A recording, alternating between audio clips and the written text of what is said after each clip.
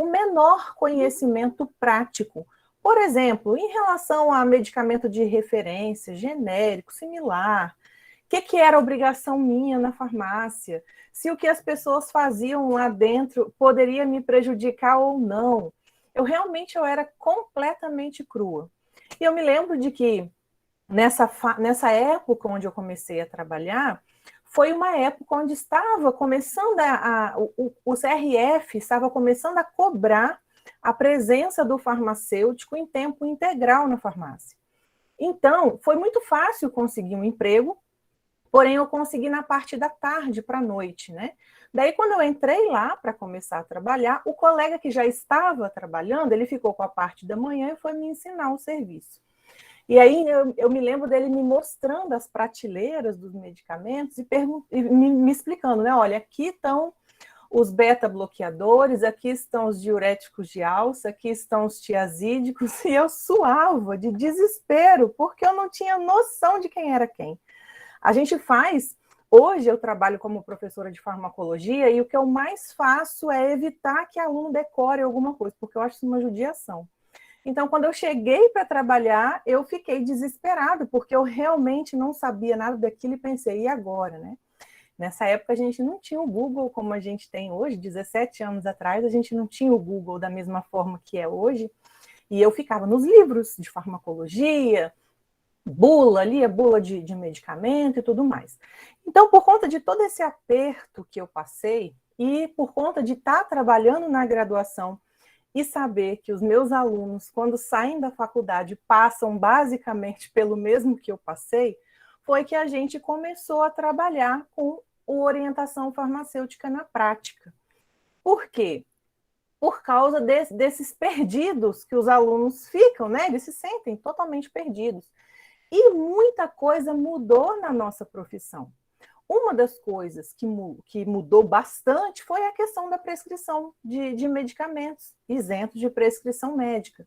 Na realidade, isso já acontecia antes, porém não era uma prescrição. A gente sempre pôde fazer a indicação dos medicamentos.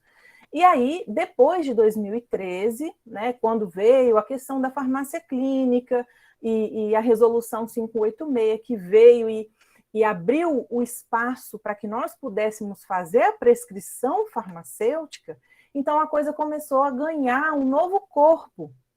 Porém, isso deixa os alunos ainda mais perdidos. Será que eu posso mesmo fazer a prescrição desses medicamentos? Será? Até que ponto eu posso? Eu lido com muitos farmacêuticos já formados e eles me perguntam sempre, mas quando a mulher está grávida, eu posso fazer prescrição? Quando é uma criança abaixo de 2 anos, eu posso fazer uma prescrição? Se for um idoso, né? Então, existe a insegurança e existe a incerteza do que se pode ou não fazer. Posso prescrever fitoterápico? Posso prescrever homeopatia? Até que ponto eu posso ir? Né? Então, esses são questionamentos que muitos alunos têm. Alunos meus que já são formados, tá? Agora eu não estou falando da faculdade, estou falando de farmacêuticos mesmo que entram no curso, né, para aprender essa parte mais prática. Então, a gente precisa começar a tomar posse desse poder nosso de fazer a prescrição desses medicamentos que são isentos de prescrição médica, porque, apesar de haver muita crítica em torno disso, qual a crítica? A crítica é assim, poxa, mas a gente estuda farmacologia, a gente fica 5 anos na faculdade, a gente sabe tanta coisa, e é uma sacanagem a gente só poder prescrever o que todo mundo pode. A gente só poder prescrever o que o cliente ou o paciente chega na farmácia e pode escolher sozinho. Então fica sempre parecendo assim que é muito pouco, né? A gente podia poder prescrever mais coisas. Porém, é assim, gente, para a gente conseguir avançar, a gente precisa fazer a primeira etapa muito bem feita. É como se fosse feito sempre assim, de fases, né? Então, não existia a prescrição farmacêutica até 2013. Em 2013, ela veio com os MIPs. Então, a gente precisa se agarrar a isso, fazer um belo trabalho para que a gente consiga ganhar a confiança para fazer coisas a mais. E aí, a gente tem que fazer essa prescrição muito bem feita. Quando veio A pandemia, isso, isso deu uma guinada para muitos farmacêuticos. Para muitos, significou esse avanço. Por quê? Porque até então as pessoas chegavam na farmácia, pediam alguma indicação, ou já chegavam pensando em comprar alguma coisa, o farmacêutico dava aqui uma dica, uma orientação ou outra, mas quando veio a pandemia, as pessoas passaram a ter mais medo de ficar indo para posto de saúde, para UPA, para consultório médico. As pessoas começaram a ficar mais em casa. E quando elas sentiam alguma coisa, ao invés de ir para esses estabelecimentos, elas procuravam a farmácia. Daí, então, o farmacêutico ele se viu numa posição de indicar medicamento, de meio que diagnosticar, né? Não é bem essa a palavra, porque o diagnóstico ele é privativo do médico. Mas ficou assim para o farmacêutico identificar uma possibilidade da pessoa estar com Covid, ou de ser uma gripe, ou de ser um resfriado, uma alergia, e fazer a indicação. Porque a ordem era, não sei se vocês se lembram, logo no comecinho da pandemia, evita de ir para o hospital, evita de ir para a UPA, porque as pessoas, se não tiverem com Covid, podem contrair. Então, vamos evitar isso. Por conta disso, então, as farmácias começaram a pegar esse público e os farmacêuticos começaram a fazer esse tipo de indicação. Então, as coisas que a gente precisa ter noção são, primeiro, eu posso fazer prescrição de medicamentos que são isentos de prescrição médica. Então, a gente fala a sigla MIP, né? Medicamento isento de prescrição, e nós podemos fazer essa prescrição. Isso conta para medicamentos alopáticos e conta também para medicamentos que são fitoterápicos. Então, na lista de MIPs que o governo disponibiliza para nós, tem a divisão, né, do que é a alopatia, do que é a fitoterapia. Só que esses fitoterápicos que estão lá são medicamentos que são registrados, né, são produtos registrados na Anvisa como sendo medicamentos fitoterápicos isentos de prescrição. E a gente tem uma infinidade de medicamentos feitos à base de plantas que ainda não são registrados como medicamentos, e sim como suplementos alimentares. Então, esses todos são sem tarja, e todos esses a gente pode indicar e a gente pode prescrever para os nossos pacientes. Com isso, além disso, a gente ainda tem a homeopatia, né? A homeopatia é uma área de atuação que o farmacêutico pode escolher, pode optar em trabalhar. Tem, inclusive, um consultório como farmacêutico e terapeuta, né? E fazer a prescrição da homeopatia. Mas isso é uma coisa à parte, a gente não faz essa indicação e essa prescrição no balcão da farmácia, ou na drogaria, ou na farmácia de manipulação. Então, a gente tem, né, esse monte de medicamentos que a gente pode fazer a indicação, mas a gente pode também fazer a prescrição. O diferencial da prescrição é exatamente a possibilidade que eu tenho de levar o paciente para um consultório farmacêutico, de deixar ele sentar, conversar com ele, ainda que esse consultório seja dentro da drogaria. E daí eu presto um serviço de qualidade para esse paciente, fidelizo como cliente da farmácia, mas me firmo como um bom profissional para quem ele vai fazer a indicação, né? Ele não vai indicar a farmácia, ele vai indicar o farmacêutico. Olha, eu fui lá na farmácia da Sara e a Sara me atendeu super bem, me levou para o consultório dela, olha a minha pressão, eu fiz teste de glicemia, me pesou, me mediu e me deu uma série de conselhos super legais, né? Então, isso traz para nós um diferencial. Quando eu iniciei o meu trabalho, nessa época lá, 17 anos atrás, foi em 2004, eu comecei a trabalhar, a gente ainda não tinha a resolução da prescrição farmacêutica e ainda não se falava em farmácia clínica. No Brasil, a gente falava muito em atenção farmacêutica. Então, quando eu comecei a trabalhar, era uma farmácia de bairro, de uma cidade grande, eu morava no bairro, né? E A dona da farmácia, um dia veio conversar comigo, falando que a farmácia estava passando por alguns problemas financeiros e que qualquer ideia que eu tivesse seria bem-vinda para a farmácia, para poder a gente tentar vencer a crise, né? Então, ela me incluiu ali como alguém que poderia ajudar a vencer a crise da farmácia. Aí, o que eu pensei, né? Fui para casa, fiquei pensando naquilo, pensei assim, talvez eu poderia fazer alguma coisa sobre a atenção farmacêutica. Eu me lembrei da época da faculdade, a gente estudava muito a atenção farmacêutica, né? Hoje a gente estuda mais a farmácia clínica. Inclusive, na faculdade que eu dou aula, a gente tem um semestre com uma disciplina chamada farmácia clínica, de tão importante que se tornou, né, após 2013. Mas antes era atenção mesmo. Aí, com isso, eu conversei com a dona da farmácia, falei assim, olha, eu tive uma ideia, eu queria implantar aqui um programa de atenção farmacêutica. Lá, como é que seria isso? Assim, então, eu vou acompanhar pacientes hipertensos. Eu não tenho segurança ainda para acompanhar qualquer tipo de paciente, mas o hipertenso eu tenho segurança para acompanhar. Foi a primeira coisa que eu estudei quando eu comecei a trabalhar, por conta do rapaz ter me explicado, né, pela classificação. Então, eu fiquei tão habitolada com aquilo que eu estudei igual a louca sobre antipertensivo.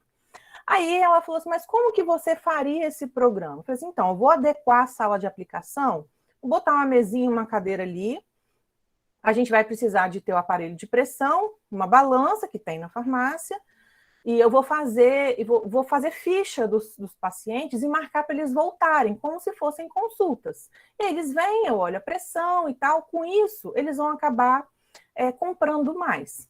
E aí, outra coisa que eu incluí nisso aí, né? Eu pensei de passear pelas empresas ao redor da farmácia, fazendo pequenas palestras e convidando as pessoas para fazerem um acompanhamento comigo. E aí, gente, foi assim que eu fiz. Eu comecei eu ia nas empresas, como eu trabalhava de tarde, de manhã eu ia nas empresas e oferecia. Falava assim, olha, meu nome é Sara, eu trabalho na farmácia aqui do bairro, aqui pertinho. A gente trabalha com atenção farmacêutica, acompanhamento que a gente faz para os pacientes. Eu gostaria de apresentar o programa para os seus funcionários. Daí eu faço uma palestra para eles, de uns 15 minutinhos, olho a pressão de todo mundo e tal. E fomos fazendo assim.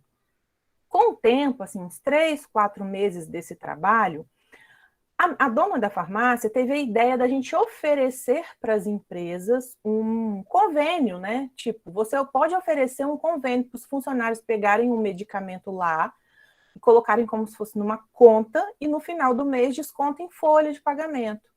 E isso fez com que o nosso trabalho crescesse muito e a farmácia crescesse muito, sabe? Então, assim, quando ela viu que a coisa estava dando certo, a gente já tinha mais de 6 meses que a gente estava trabalhando nisso, e muitos clientes na farmácia e tudo mais. Alguém quer perguntar, gente? Eu vi que levantou a mãozinha aqui. Se quiser, pode falar, não tem problema não, tá? Mas aí o que aconteceu, né? Ela veio me agradecer e tal, e falar que naquele momento ela queria poder fazer alguma coisa por mim, que ela não poderia me dar um aumento. Mas o que ela poderia fazer por mim? Aí, né, eu que não era boba nem nada, pedi para não trabalhar no sábado.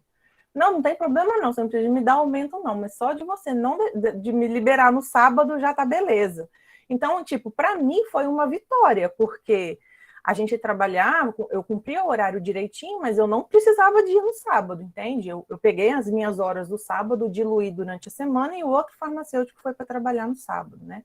Então, a gente começa a conquistar as coisas dessa forma. E daí, eu saí dessa cidade, vim morar onde eu estou hoje, porque outra pessoa, outro dono de farmácia, ficou sabendo desse trabalho e me trouxe para morar em outra cidade, para trabalhar nas farmácias dele e tal. Então, tipo, tudo para mim começou com isso, com a atenção ao paciente e com a indicação. Para mim, a indicação de medicamentos e esse cuidado, né? Porque o cara chega na farmácia, olha a pressão, reclama um pouco da vida, conta a história dele. Se ele estiver sentindo alguma coisa, ele pergunta para a gente faz uma indicação de um MIP e tudo mais. e ele volta, e ele indica às outras pessoas. Para mim, o que me fez crescer profissionalmente foi começar a fazer a indicação de medicamentos. Se naquela época tivesse prescrição farmacêutica, eu ia ser muito invocada, porque eu ia ter meu bloquinho, eu ia prescrever, porque as indicações eu já fazia. E hoje, o que eu mais oriento, o que eu mais ensino para os meus alunos desde a graduação é exatamente isso. Trabalhe com o que você pode. A nossa lista de MIPs é muito grande, a gente tem muitas opções de indicação ali. Eu vi que o evento, né, que vocês estão fazendo agora durante o mês, está relacionado à Covid, né, está relacionado a tempos de pandemia. E nisso, a gente tem muita coisa que a gente pode fazer pelo paciente. Então, eu gostaria de pegar isso para tomar como exemplo, tá certo? Da indicação e da prescrição farmacêutica, né, dos MIPs. O que acontece? Quando o paciente ou o cliente, ele chega na farmácia, ele chega com alguma situação. Ou ele vai chegar com uma prescrição, que é a menor parte da clientela. A maior não vai com prescrição. A maior parte da clientela vai na farmácia para não ter que ir ao médico. Foi publicado um estudo recentemente, mas antes da pandemia, de que quase 70% das pessoas que vão na farmácia, elas vão na farmácia para não ir no médico. Então, imagine só a nossa responsabilidade, sendo que de 100% de pacientes que entram na farmácia, só 30 têm prescrição. 70 não tem. Eles chegam lá ou para comprar por conta própria, ou para perguntar para o farmacêutico o que eles tomam. Então, veja, eu imagino que na pandemia isso deve ter aumentado. E aí, o que acontece? O paciente vai chegar com a prescrição, ou ele vai chegar sem essa prescrição e vai querer conversar, né, para saber o que ele vai tomar, porque ele não vai na farmácia à toa. Ou ele está doente, ou alguém está.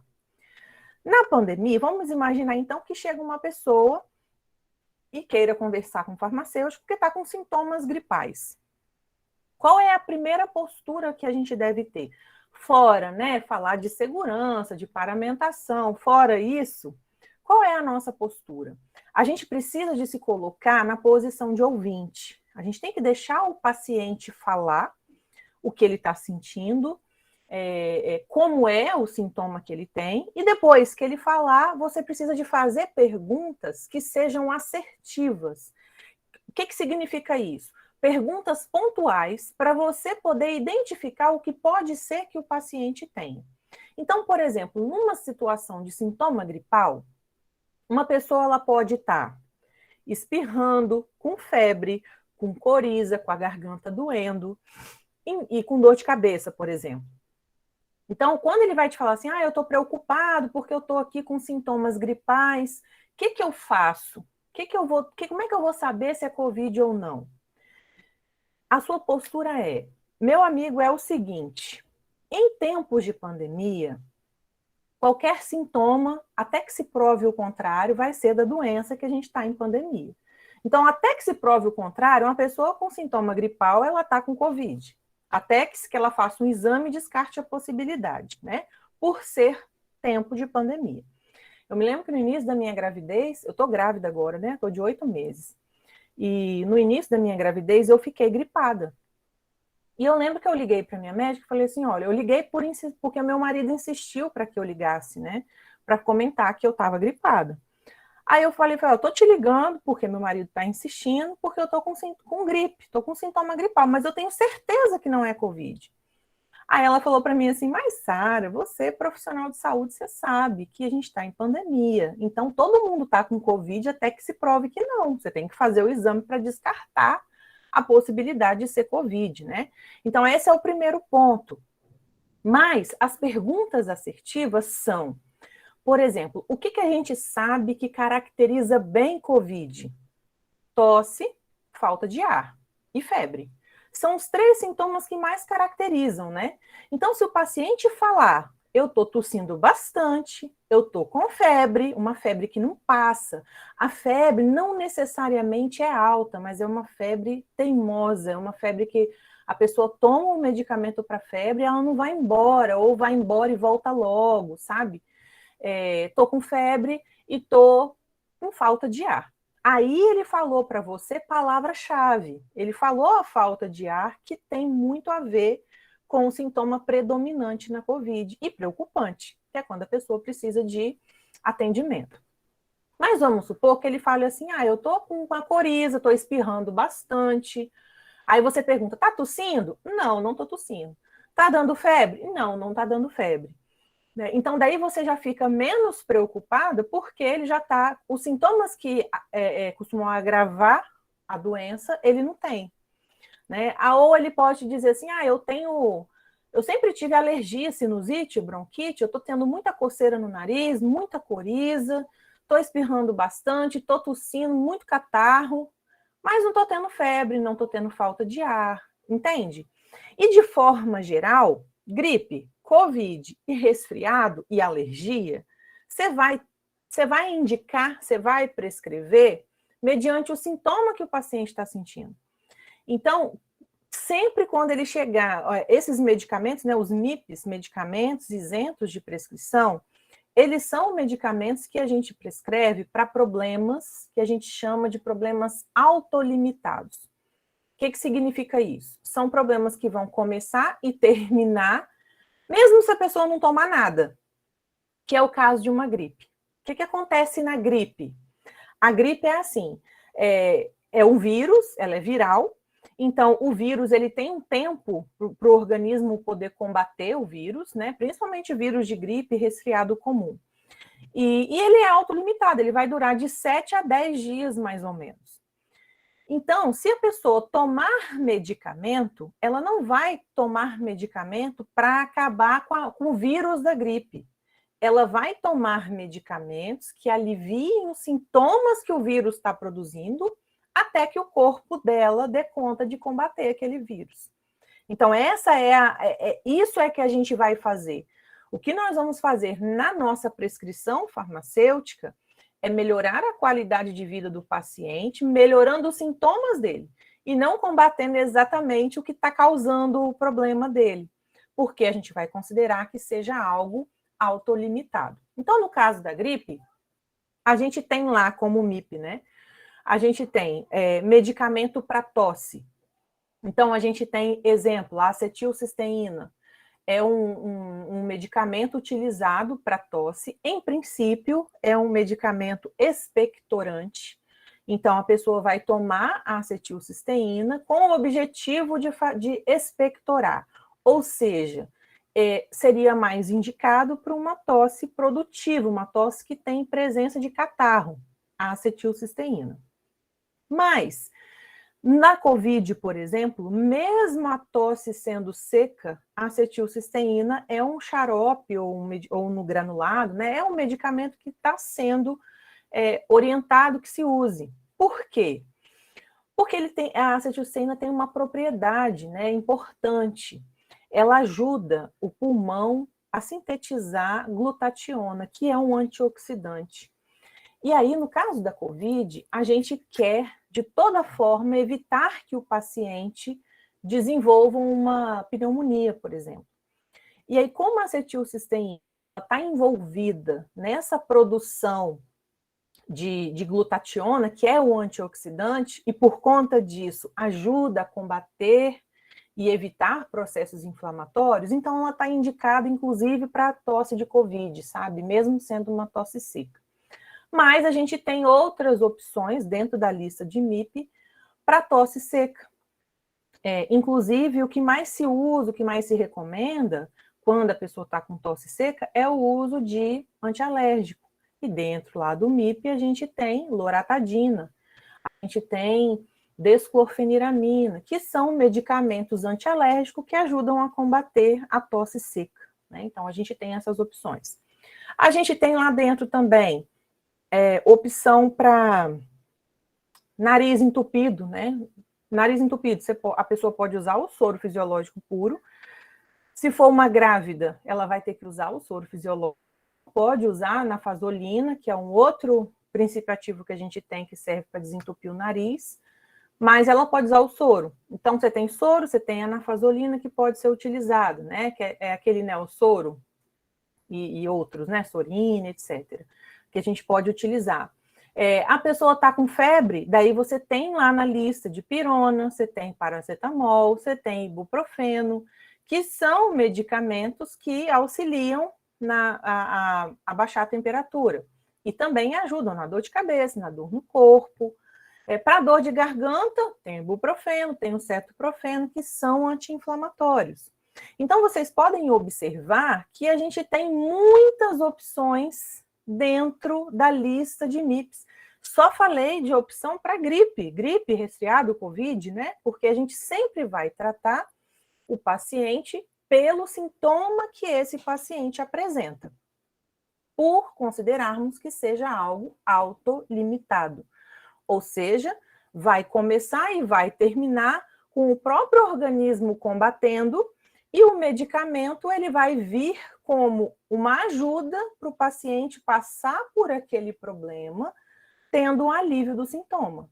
Porque, na realidade, gente, se a gente parar para pensar, o mais difícil é realmente o sintoma, né? Você ficar gripado é horrível, porque o nariz entupido incomoda muito, a tosse incomoda muito, aquele corpo ruim incomoda demais.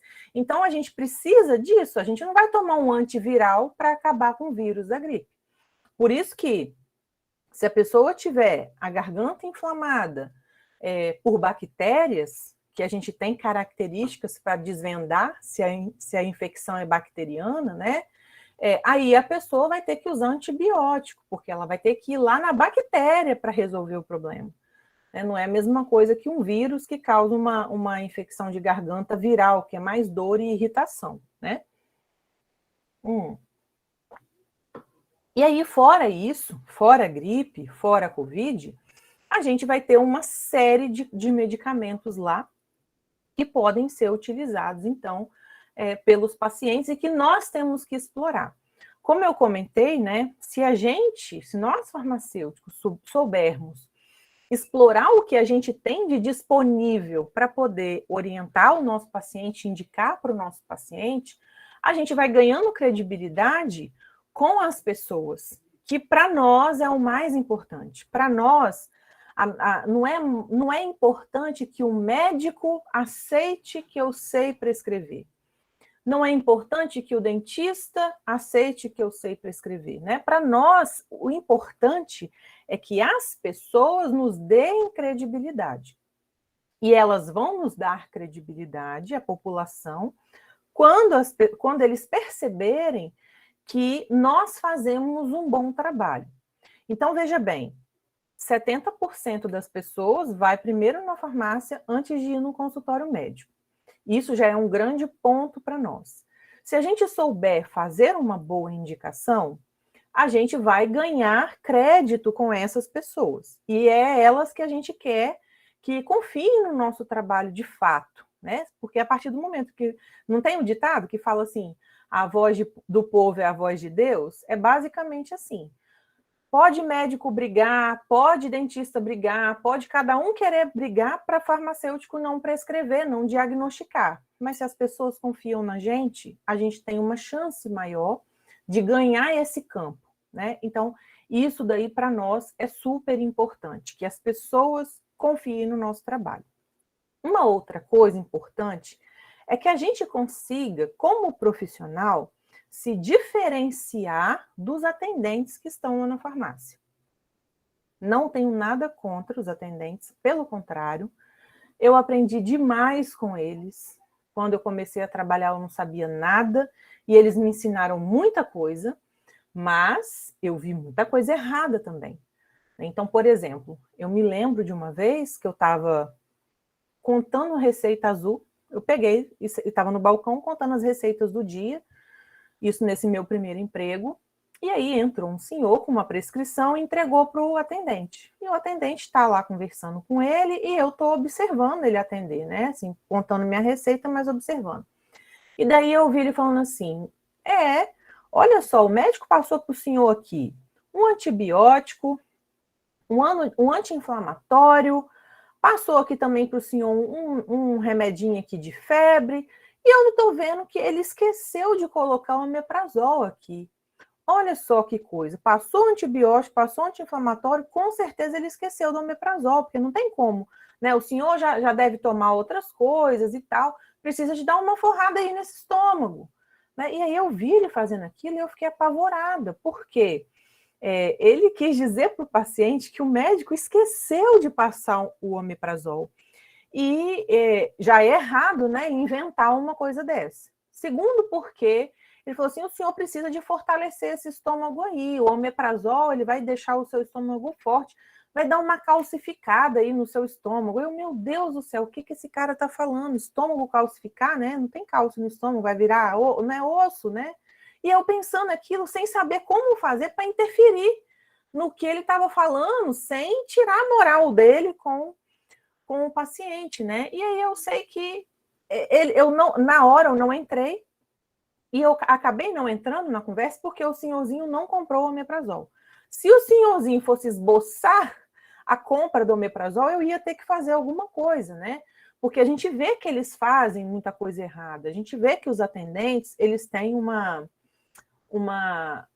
necessidade de vender, né? O lado deles é puramente comercial, os atendentes, os proprietários de farmácia, eles pensam muito nesse lado comercial e acabam inventando muita coisa para poder conquistar ali a confiança desse paciente. Então, a gente precisa conseguir se destacar, né, se diferenciar desses profissionais que estão ali para atender. É claro que a gente não vai fazer isso de uma forma rude, grosseira, não, a gente não vai fazer isso de uma forma nos colocando melhor do que as outras pessoas, porque cada um tem a sua importância ali, e não cabe a gente ficar querendo provar que a gente é melhor. A gente prova que a gente é bom pelas nossas atitudes, pelo nosso profissionalismo, né? Não é com soberba, não é com orgulho, nem com o nariz empinado. Então, eu sou totalmente contra esse tipo de postura. Mas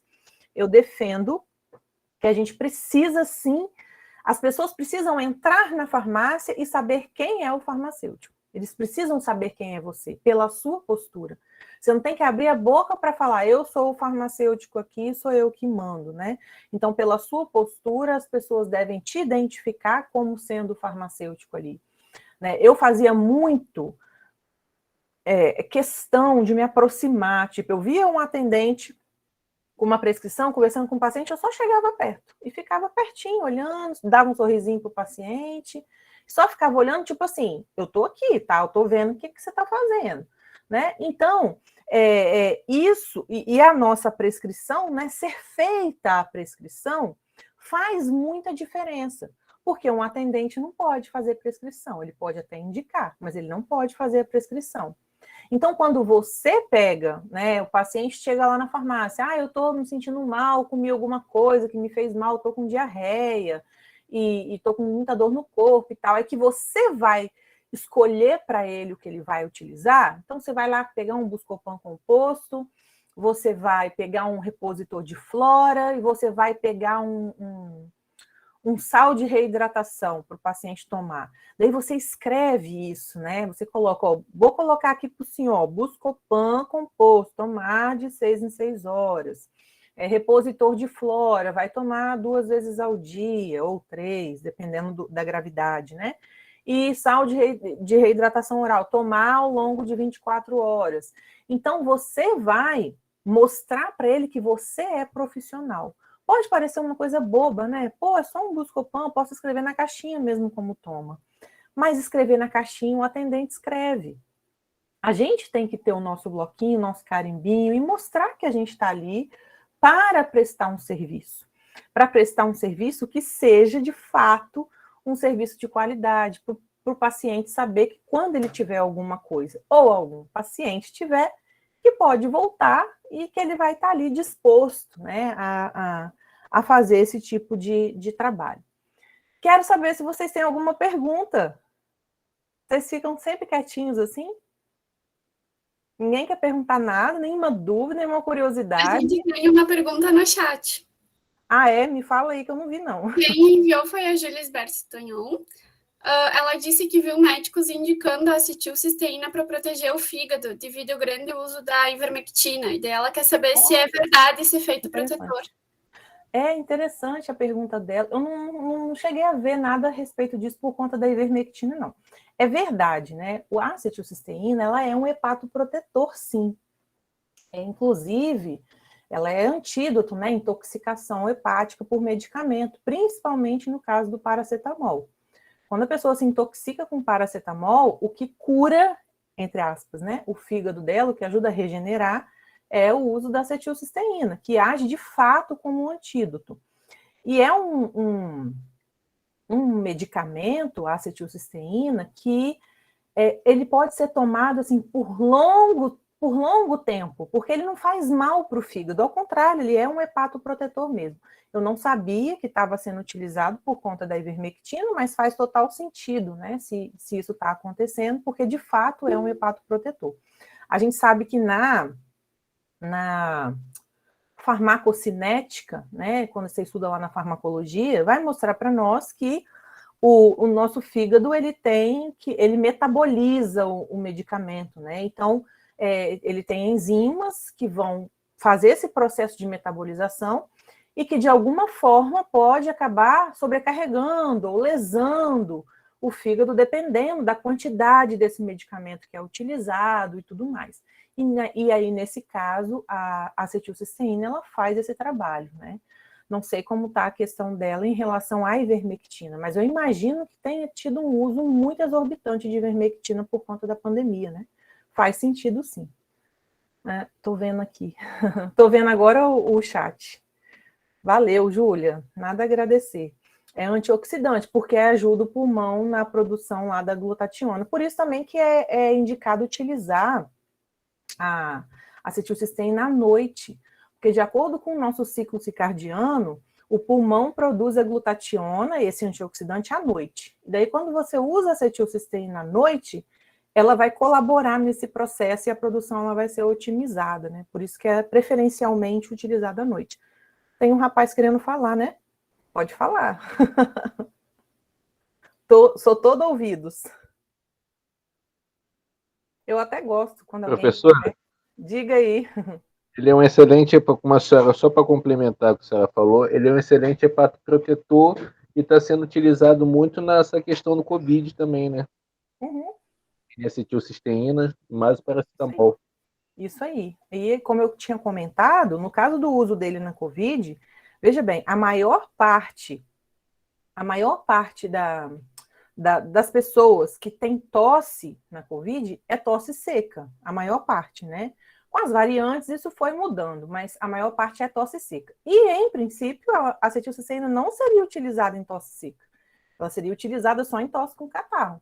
Mas, por causa de ser antioxidante, né, acaba que ela pode ser utilizada também porque ajuda a prevenir problemas pulmonares.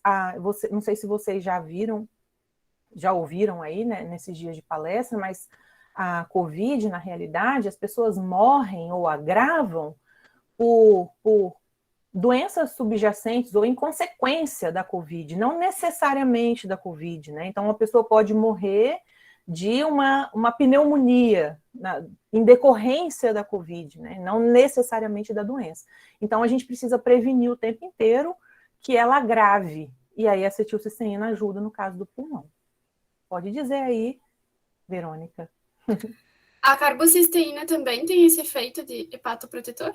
Não. A acetilcisteína, apesar de eles serem muito assim quimicamente, né, semelhantes, a carbocisteína não tem esse mesmo efeito. A acetilcisteína ela é melhor. Que a carbocisteína também está sendo bastante usada agora por causa da Covid, né? Pois é, mas ela não é hepatoprotetora, tá? Ela tem efeito antioxidante e tal, mas ela não é hepatoprotetora assim como a acetil e não tem um poder de ser antioxidante tão grande quanto o da acetilcisteína.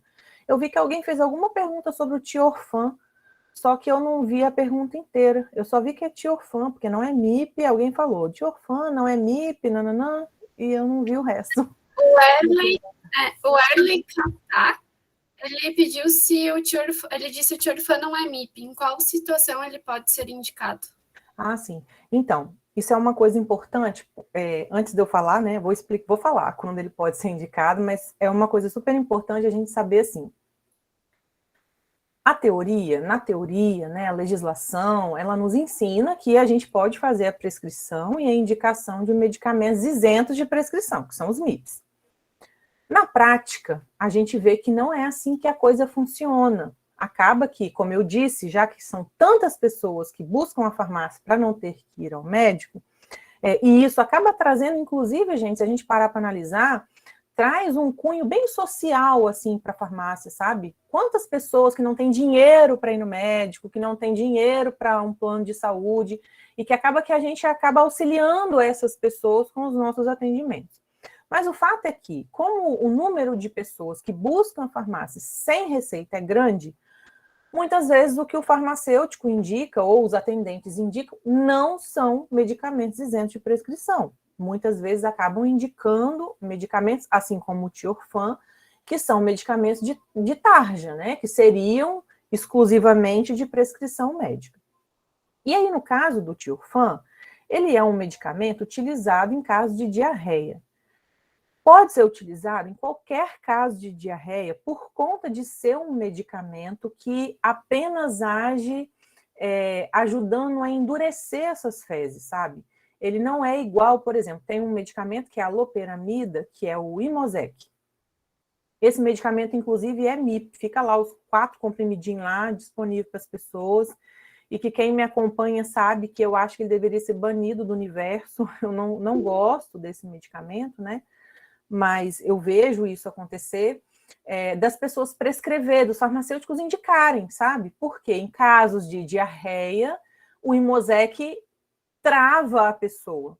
Só que existe um risco muito grande, porque ele trava, e aí se a pessoa tiver com uma infecção bacteriana, uma infecção viral, pode agravar o problema dela.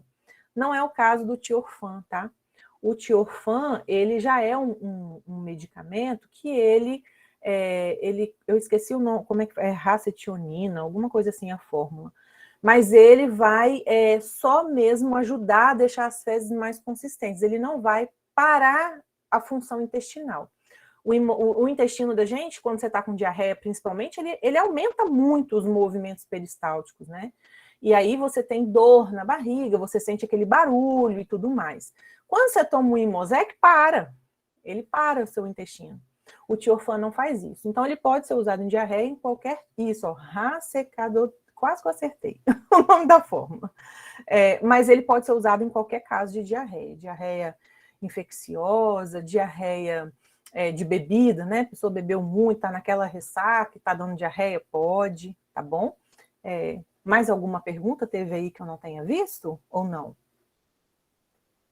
Loperamida não é mais MIP. Obrigada, Marcel, por me atualizar. A lista nova de MIP eu não decorei ainda, não. Quer falar, Verônica? Até a Cláudia Silva, farmacêutica, ela tinha pedido sobre o MIP. E se é correto... E se é o quê? Ela pediu... E se é correto a indicação da loperamida mais o repofluxo.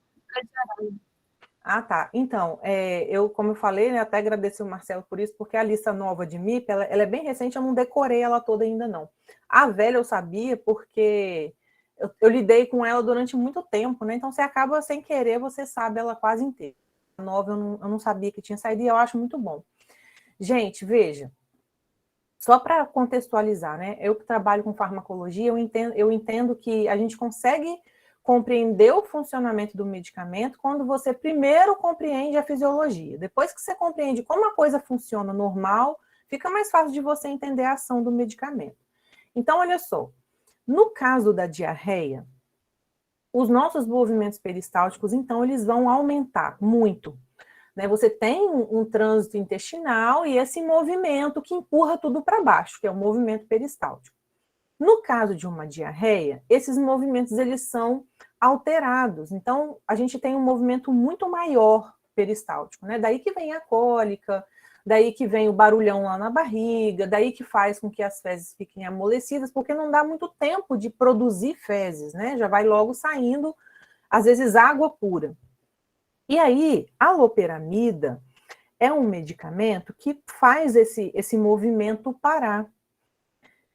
Muita gente usa. Eu, como eu tinha comentado, eu não gosto desse medicamento, porque ele pode trazer sérios problemas caso a pessoa esteja com uma diarreia bacteriana ou viral. Porque é como se, né, vou falar de uma forma bem simples e popular, é como se a gente trancasse lá dentro a bactéria ou o vírus.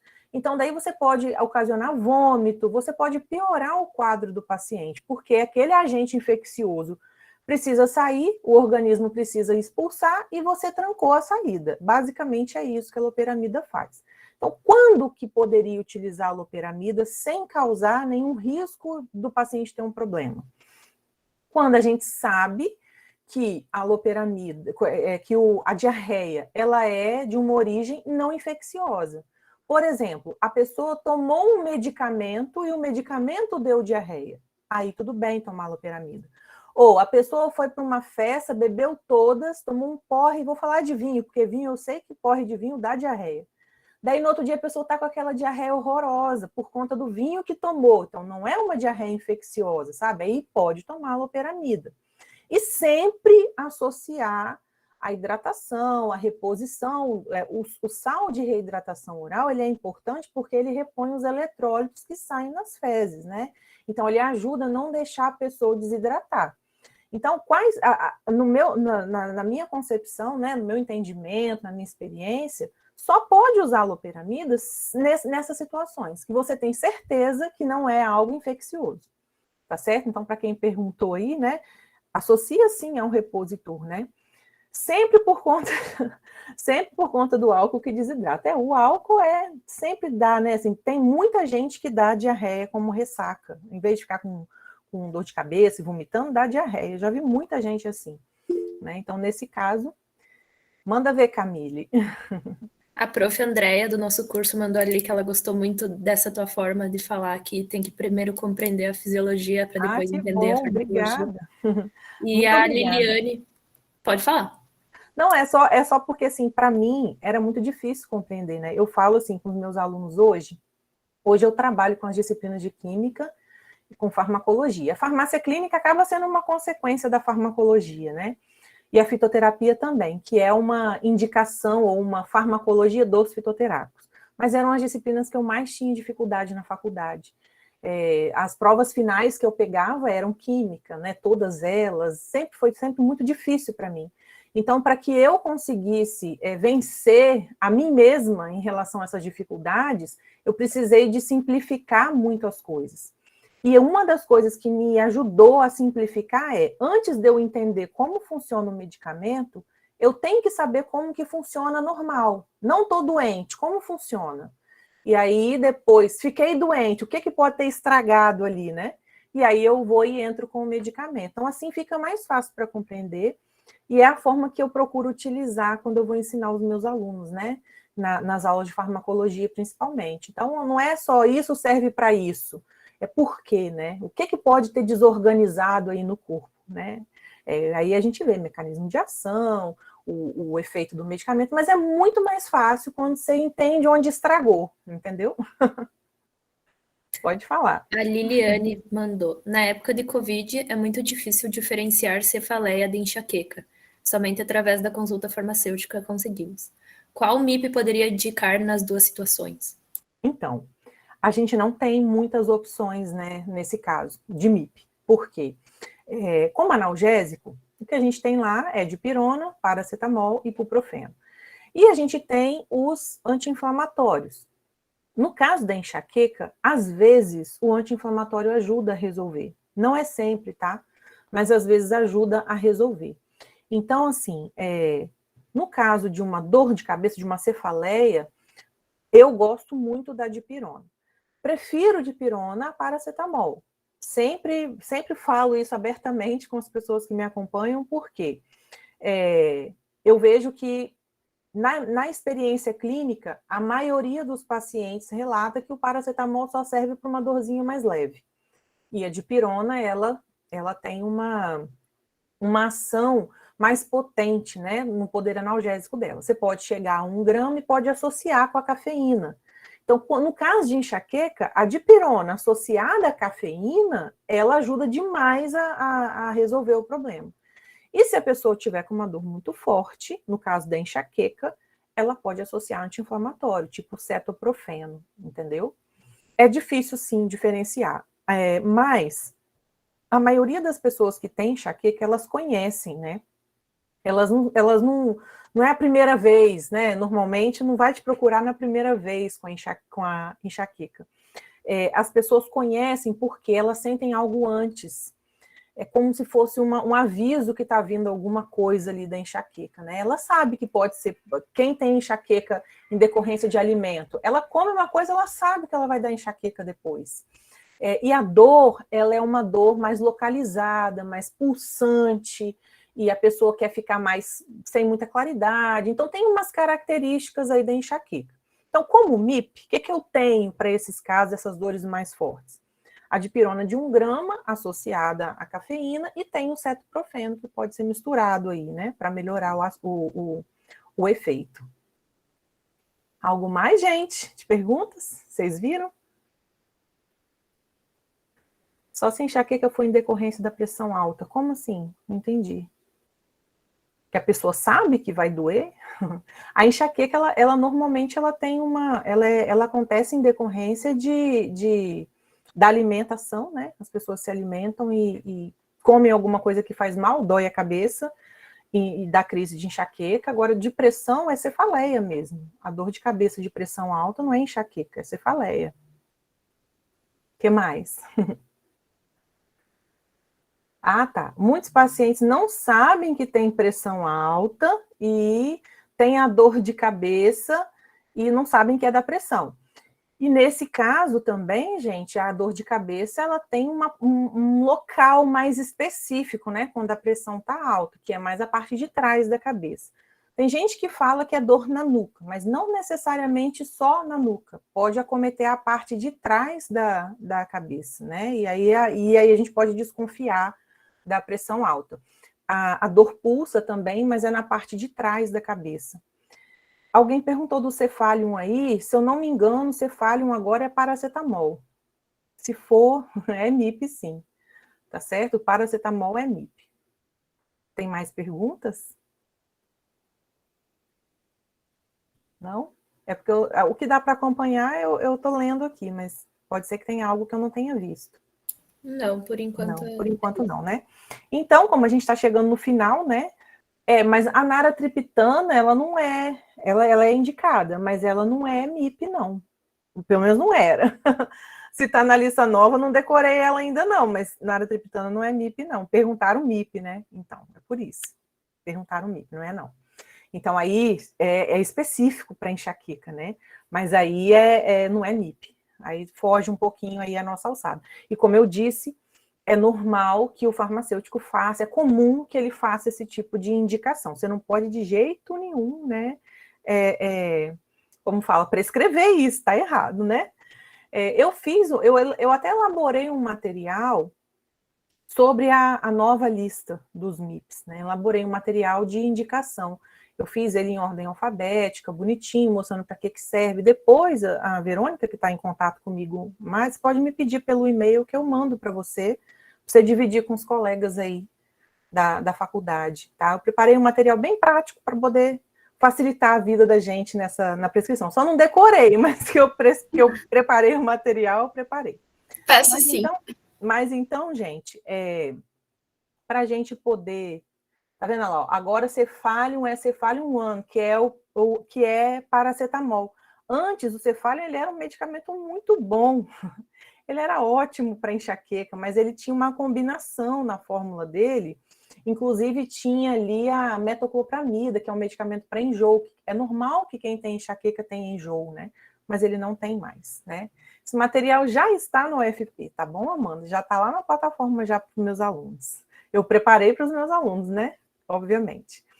Mas, pessoal, é isso, né? A gente precisa de compreender que em relação à nossa postura profissional, a prescrição ela vai nos ajudar, a crescer, né, a ter esse respeito por parte dos pacientes. Como eu disse, a gente não precisa de querer provar para outros profissionais que a gente é bom. A gente precisa de mostrar o nosso serviço para os pacientes, e quanto mais a gente tiver segurança para fazer isso, é melhor. E a gente vai ter segurança trabalhando, pesquisando. Eu não sei uma coisa, não tem problema nenhum, tá? Quando eu comecei a trabalhar com a internet, aliás, antes da internet, quando eu comecei a trabalhar na faculdade, eu tinha tanto medo de alguém me perguntar uma coisa e eu não saber responder. Era desesperador, porque a minha primeira disciplina na faculdade foi química para o curso de engenharia química. E eu ia para a faculdade tensa, pensando assim, nossa, se alguém me perguntar alguma coisa eu não souber. Né? Hoje em dia, com a maturidade, com a experiência, a gente sabe que não tem problema nenhum não saber tudo. Não tem problema. O que a gente precisa de se comprometer é em descobrir. Eu não sei, mas eu posso providenciar a resposta para amanhã, pode ser.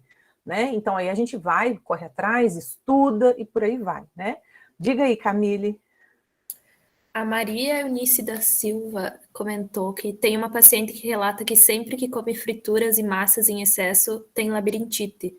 Qual seria essa ligação?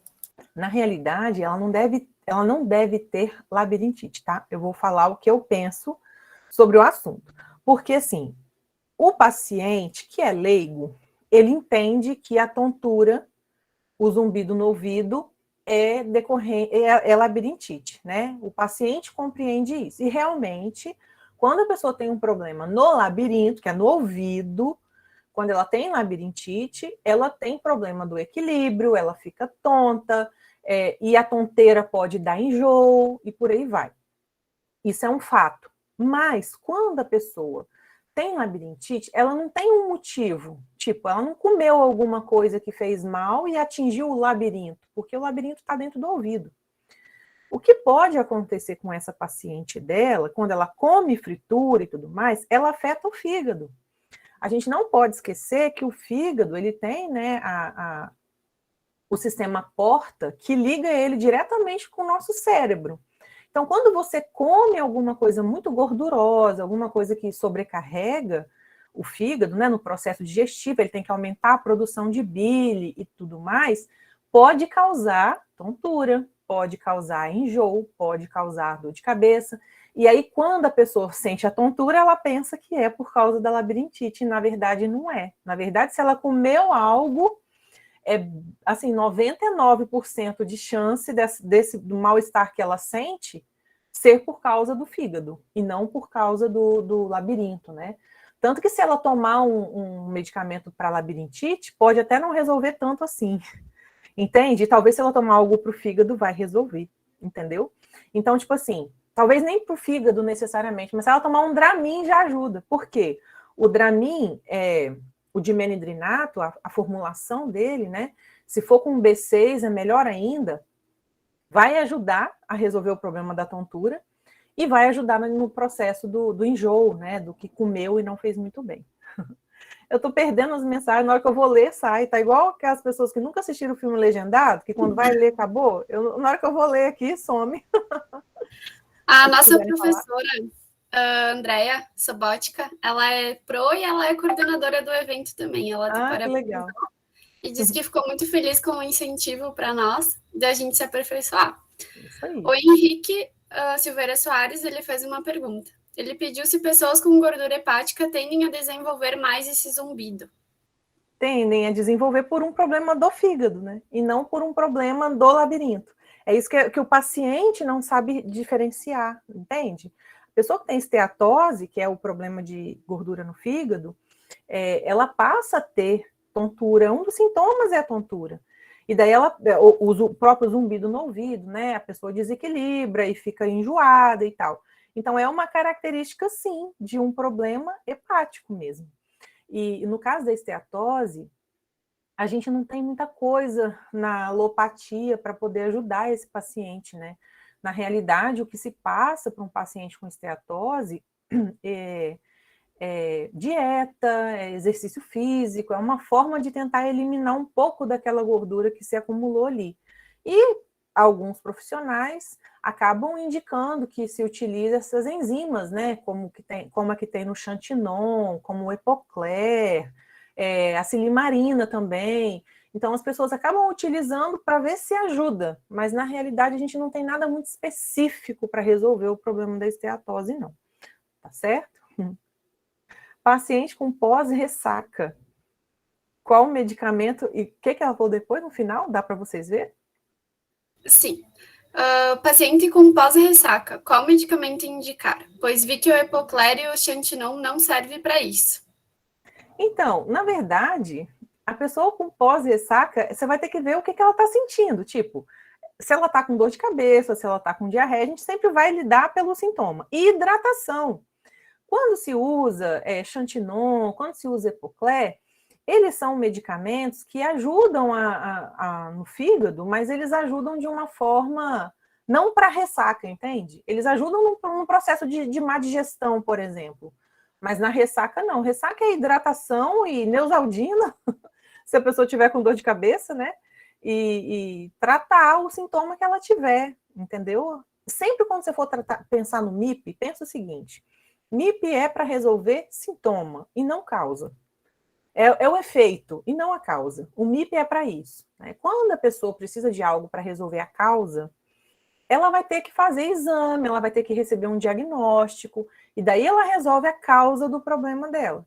Agora, para nós lá na farmácia, quando a pessoa vem, ela vem para relatar uma consequência de alguma coisa, e daí eu tenho MIPs para resolver isso, entenderam? Então, pessoal, para finalizar a minha fala, né, para não extrapolar muito tempo, é importante eu deixar aqui como mensagem isso. Insegurança a gente vai sempre ter, né? Medo de fazer alguma coisa de errado na farmácia, de indicar alguma coisa de errado para o paciente. Isso sempre a gente vai ter, e é até bom que a gente tenha, porque isso vai trazer um pouco mais para a gente de cuidado, sabe? Bastante cuidado na hora de você fazer algum tipo de indicação. Isso vai te dar prudência.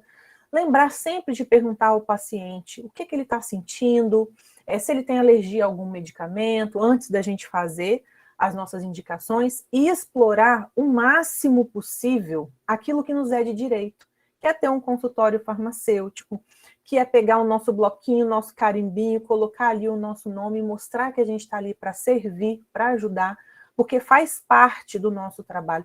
Sempre coloque.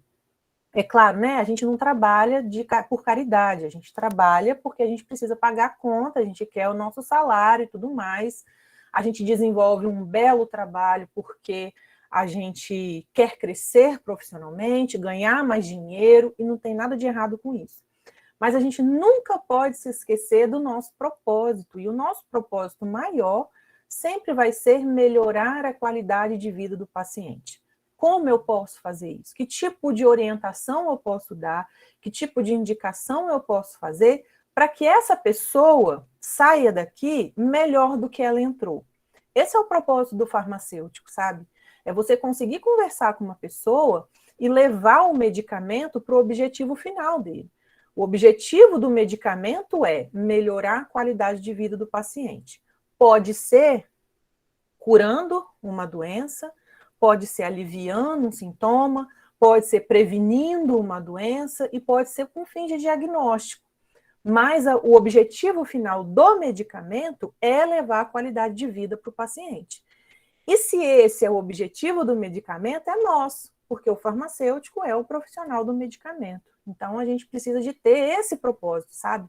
Quero crescer, quero me destacar, quero ganhar dinheiro, quero ser um excelente farmacêutico. Mas eu preciso cumprir esse propósito de entregar a qualidade de vida para o meu paciente. É isso, minha gente. Obrigada pelo carinho, pelas perguntas, pelo convite mais uma vez. E é isso aí.